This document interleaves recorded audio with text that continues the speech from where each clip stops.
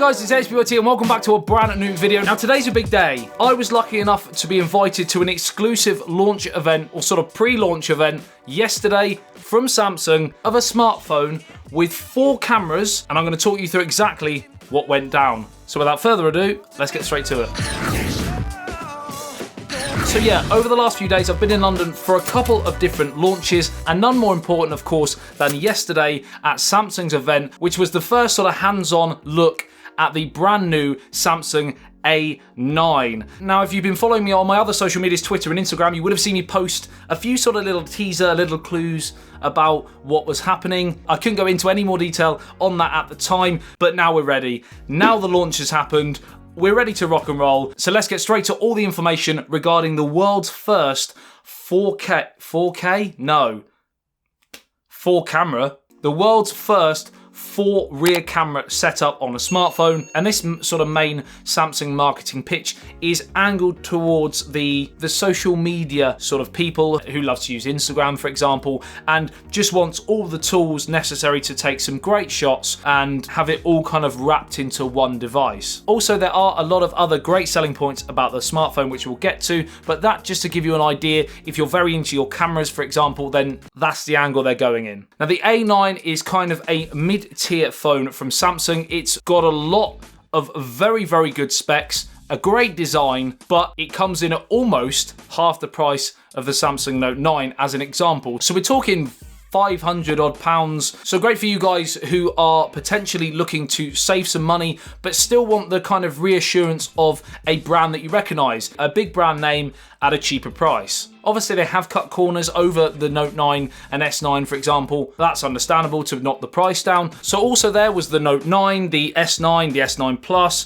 the J4 Plus, the J6 Plus, and of course the A7, which has a triple camera and was released in September. But today we're going to be focusing on the big one, the big announcement, the Galaxy A9, and it's got lots of different great selling points, none more so than of course the world's first 4 camera setup. So before we get to that sort of main selling point, let's talk about the rest of the specs. So we've got a 3,800 mAh battery capacity, which straight away is very good. You know, even beating the likes of the S9 and the S9 Plus. Not quite as big as the Note 9, but there are tons of smartphones on the market that certainly don't have as big a capacity as 3,800. Snapdragon 660. Now, this isn't the 845. It's not the best on the market, but there are a lot of great smartphones out there that use this specific SoC. And while it won't be quite as good as the Snapdragon 845, like I said, at gaming, for example, and a few sort of high-end, really heavy intensive tasks, it will across the board for what the average consumer uses a smartphone for,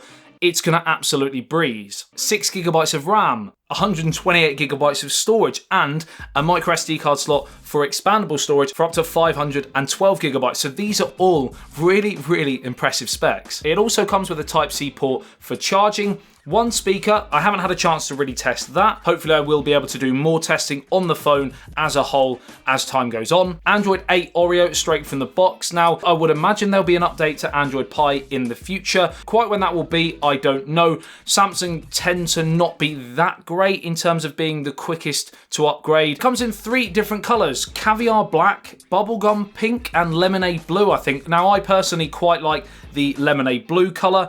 I don't think I'd necessarily go with a pink, but I know it would be popular for some people. And the caviar black, again, is a great color for lots of different people. I just quite like the vibrant blue color myself. But there is one thing to confirm, and that is all 3 of them look very, very premium in the hand. I would say more so than the mid-tier price range that they fit into, to be honest. You know, there is no question that Samsung makes some of the best designed smartphones on the market. It has NFC and Samsung Pay, and another great thing for a lot of people is the fact that the Bixby button is now on the opposite side to the power button and the volume rocker as well. So where people possibly on the Note 9 and the S9 were hitting the Bixby button when they were trying to go for the volume, you're not going to have that problem on the A9, and that's a positive thing. I would imagine you still probably won't be able to remap it, but that's a debate for another day. So we do have a 6.3 inch Full HD Plus Super AMOLED display, 2280 by 1080, and yes, it seems on first viewing like it's a pretty good display. It's not as good as the Note 9, for example. When you compare them side by side, the Note 9 looks far better, and that's just, you know, you would expect that, being the fact that it is 400 odd pounds more. Are there better displays on the market? Absolutely, but this isn't really one of the selling points of the A9. One of the big selling points of the A9 is, of course, being the world's first 4-camera setup, like I mentioned, and let's get straight to that right now. So the 4 cameras are as follows. The first one is a 24 megapixel lens with f1.7 aperture. The secondary lens is there to help with the bokeh effect, the depth effect, whatever you want to call it. You know, when you're taking portrait photos, for example, and you want that nice blur effect behind you, that's where this one comes in, and that depth lens is a 5 megapixel camera with f2.2 aperture. Then we've got the third lens, which is a telephoto lens with 2x optical zoom, and that is 10 megapixels with autofocus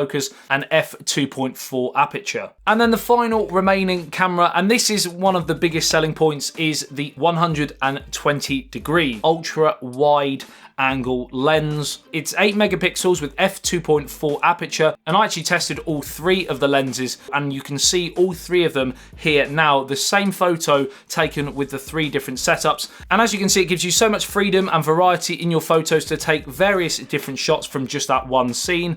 Now, I did notice, and this is by no means a sort of set in stone review because I haven't tested it enough, but I did notice that the color kind of shifts between the different modes. It seemed to me anyway, the closer it got to the subject, the warmer it got. So the wide angle looked fairly cool and the telephoto looked fairly warm. I also noticed that there's a shift in brightness as well of the actual image. Like I said, I do need to test it more to sort of find out whether that's a reoccurring thing. And then of course we've got the front-facing camera, which is a 24 megapixel lens with f2.0 aperture. And you've got things like portrait mode, for example, or sort of selfie focus like you do on the Note 9, an option which you can use on the A9 that a lot of other mid-tier priced phones don't have. So that is pretty much it. Let me know in the comment section below what you think about the Samsung A9 and some of the other smartphones I sort of flashed up earlier in the video. Do you like the idea of having 4 cameras, for example? Do you like the fact that there's a wide angle telephoto, depth effects, you know, and the main one all in one? And what do you think of the design, the color choices, and all the internals like the Snapdragon 660, for example? Let me know what you think about Samsung's choices with those. And overall for me, I think on paper and in sort of first hands-on testing, it's a great phone for the price. I'd like to test it more to sort of know if there are any more downfalls that I didn't quite notice at first for it to sort of fit into that mid-tier price range. And I also feel that Samsung kind of get quite a lot of bad press sometimes to do with pricing, and I think it's refreshing to see a pretty great device in that sort of price range. It just gives the consumers a choice at the end of the day, and choice is great.